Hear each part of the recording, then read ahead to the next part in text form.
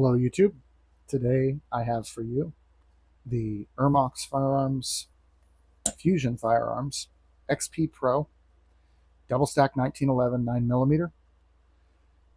This is kind of my go-to um, for the $1,000 price point. This is the one. This is a commander length all metal 1911 double stack, and it takes Glock mags. So I have here a regular 17 round Glock mag with a +5 butt plate. So the way I have it set up, I can carry as many as 22. Obviously, you can get extenders that go beyond that. But anyway, let's just make sure it's safe first. The mag is empty and removed from the gun. This gun comes standard as you see it here, the flat face trigger, the extended slide lock, ambidextrous safeties, and comes with the cutouts on the slide. You can get this gun from Fusion. You can get it now with the ported barrel. That is an option now. When I got mine, they were just kind of trying to get this gun out en masse, and they didn't yet offer the ported barrel. At some point, I'm going to get the ported barrel for this gun because I already love it so much that a little bit of extra recoil mitigation can only help. So, but this gun is definitely, again, like I said, it's my go-to for this price point. Aluminum billet grip module, which is crazy for this price, which is, again, is $1,000 to $1,100 depending on where you get it and when. I've seen them as low as $8.99 on sale certain places. Comes with an aluminum magwell, a wide magwell, so it makes your mag changes really nice and quick. But yeah, the aluminum grip module is the impressive part for this gun at this price point because it's already worth $1,000 easily, even if it came with a polymer grip module. But the fact that this is a, depending on what gun you get it for, an aluminum grip module for a 1911 is going to run you between $5 and $8, even $1,000, depending on what company you order it from and how luxurious you want it to be, how many bells and whistles and details you want on it. You could spend a lot of money. Well, this one comes standard with the gun, and so it's an all metal gun top to bottom, the only exception being the mag release, which is polymer, because again, you're dealing with a polymer, you're dealing with a Glock mag gun. And so if you had an aluminum mag release, it would mess up your Glock mags. So they went polymer on that. It definitely feels, you can't hardly tell. I guess you could if you really paid attention, but it definitely feels all metal, even when you're dealing with a polymer mag release. The one thing about this gun that I don't like is I actually love the Tinifer finish. Tinifer is, in my opinion, is the best weapons grade finish that you can get. But from what I've understood, it's not legal to do Tinifer finishing in the United States. So they send this out and then they re-import it, and it's Tinifer finished. And it's a beautiful, awesome finish, but the finish itself is a little slick. So for doing press checks, it's a little on the slick side. I've got the nitrile gloves on, and it's a little slippy in my hand. And it's all Tinifer finished. By the way, I'll mention there's no MIM parts in this gun, which is another crazy feature for the price point. No metal injection molded parts. They're all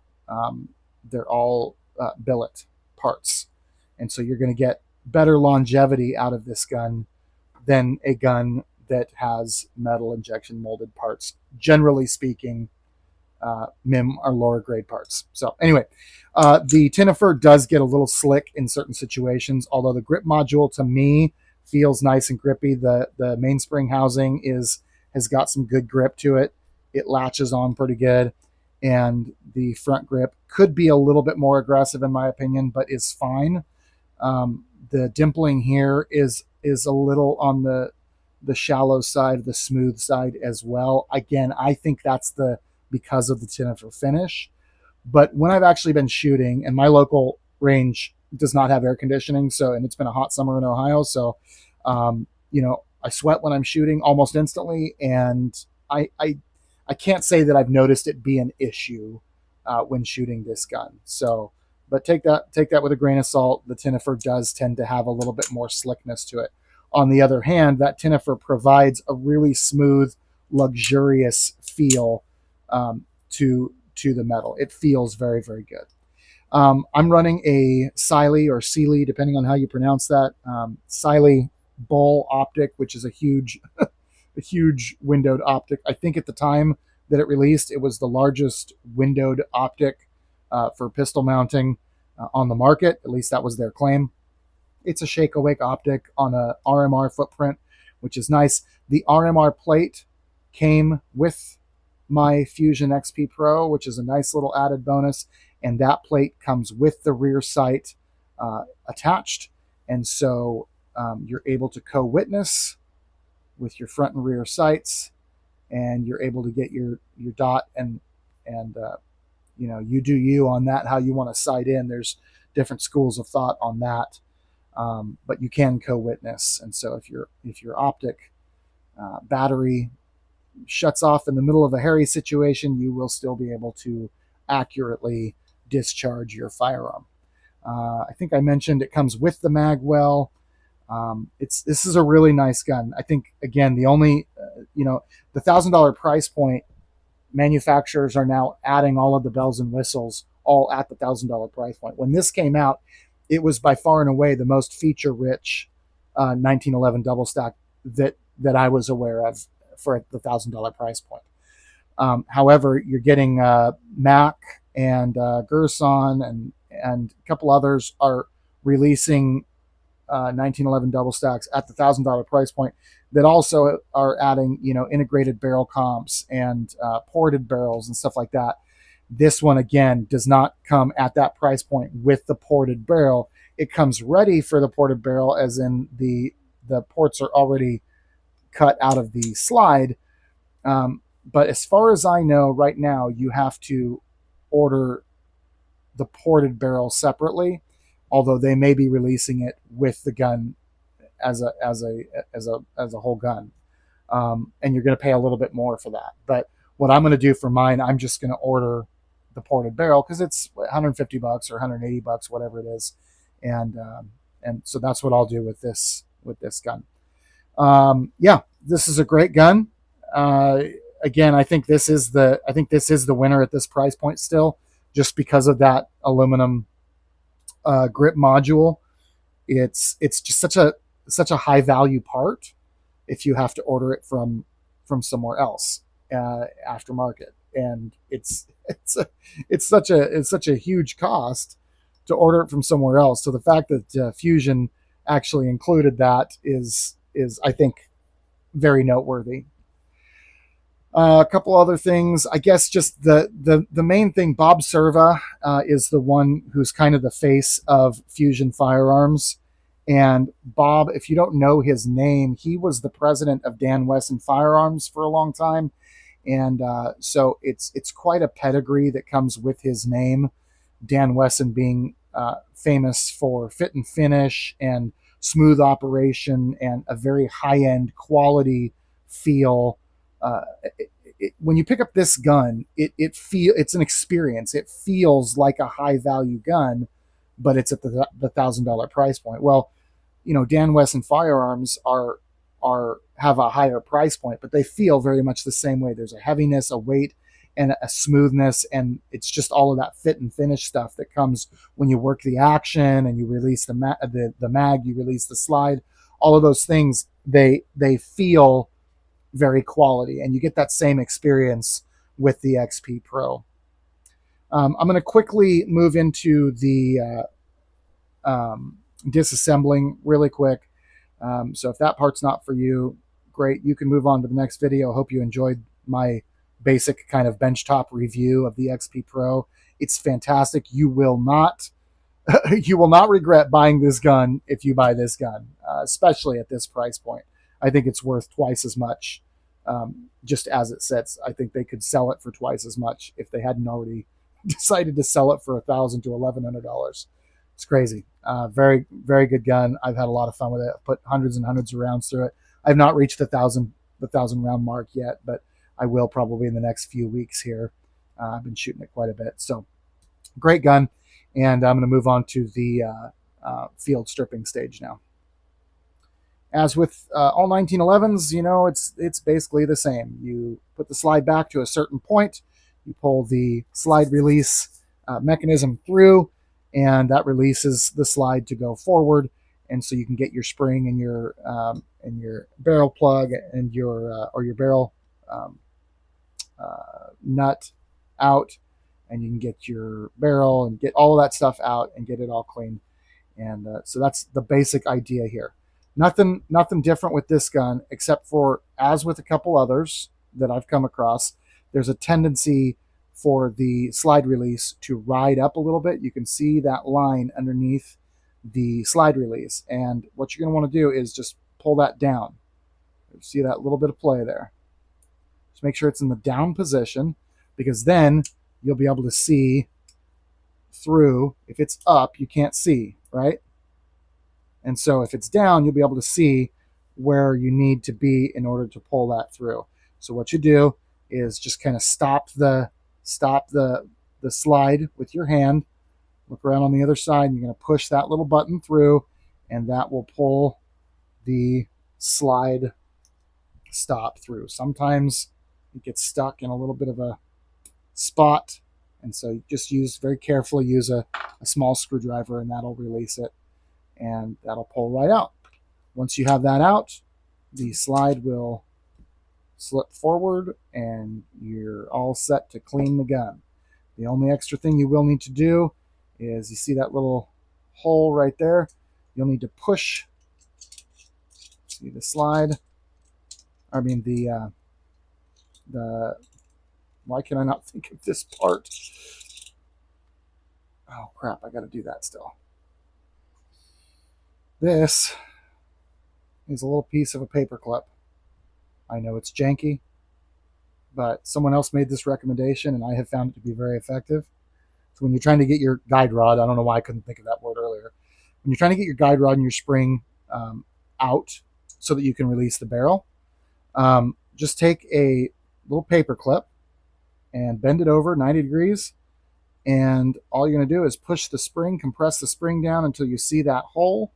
Then you're just going to slide the paper clip in and slowly release until you get to that point, and then you can push the whole thing through and remove. That's also how you're going to do the basic function of switching out a spring. I will mention, while I've got it like this, I put in a 7-pound spring, which came directly from Fusion Firearms. I ordered it. I think I got 4 springs, 7, 9, 10, and 12-pound springs from Fusion for $25, something like that. And so I put in the 7-pounder and took it to the range actually today and tried it out. Just wanted to make sure that it wasn't too light. It performed beautifully, functioned perfectly. So this is the 7-pound spring. But anyway, all you have to do then is just pull on that to relieve the pressure on your little janky paper clip, and you can remove the paper clip, and then you can take the spring off and all that good stuff, and then you can do all of your cleaning. Once you're ready to put it back together, the barrel, you have to put the ring in the forward position to remove the barrel from the slide housing. It's a little bit tight right there at the end. Anyway, once you've done your cleaning, you can put everything back together just in the exact same way. And just slide this through. And then you're just going to push this forward, relieve the pressure off the paper clip, and simply remove your paper clip. And then just carefully slide that back to the back position. And when you're putting it back together, you just drop that ring down. If it's in the up position, you won't be able to reassemble. So make sure the ring is down. And as you're putting it back together, you're just going to look through this hole and till you see the ring pass. Once the ring is in the right spot there, as you can see through, then you know you can start your slide stop. Once it's in a little bit, you don't want to try and push it in all the way yet. Once you've got it started and it's through the ring, you can continue the slide back to the point where you originally had it. Right about there. And this will notch into place with a little bit of friendly pressure, and then you can simply release it. And now the gun is back operational. That's how simple it is with the 1911. Now, get into switching out triggers. If you're the kind of person who wants to disengage your grip safety, you want to switch out your hammer, put on a different color, do a Cerakote job, something like that. All that stuff is going to require taking out the kind of the inner guts of the gun.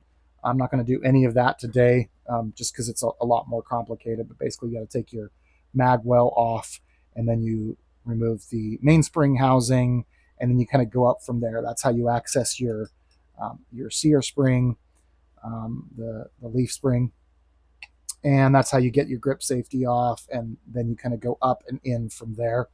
And eventually you'll end up, after you've taken the grip module off, you'll be able to get into the trigger, so you can switch out for a different trigger if you want, something like that. Speaking of the trigger, this is a great trigger.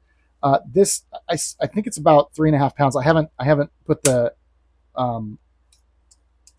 puller on it to see, but it's about 3.5 pounds, maybe even as low as 3 pounds. It's a very nice, crisp trigger, and the reset is it's very smooth.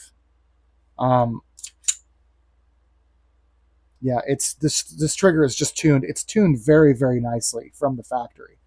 I hope when you get yours, I hope it's like mine, because I was so impressed with just how well tuned this gun actually was. The slide, all the smoothness, it feels much higher end directly from the factory. I didn't do any sanding of the rails, anything like that, like some guys do, and like I've had to do on a number of other guns after I've gotten them from the factory. This one from the factory, very smooth, very clean feeling, very luxurious feeling. Yeah, again, all from the factory. So that's a pretty cool thing about this gun. The fit and finish is very, very good on this gun. There's a tiny little bit of wobble. I mean, just a tiniest little bit of wobble. I don't know, you probably can't even see. I mean, I'm moving the gun so you can see that, but you probably can't even see the wobble points there. It's very, very slight. Overall, feels very, very good.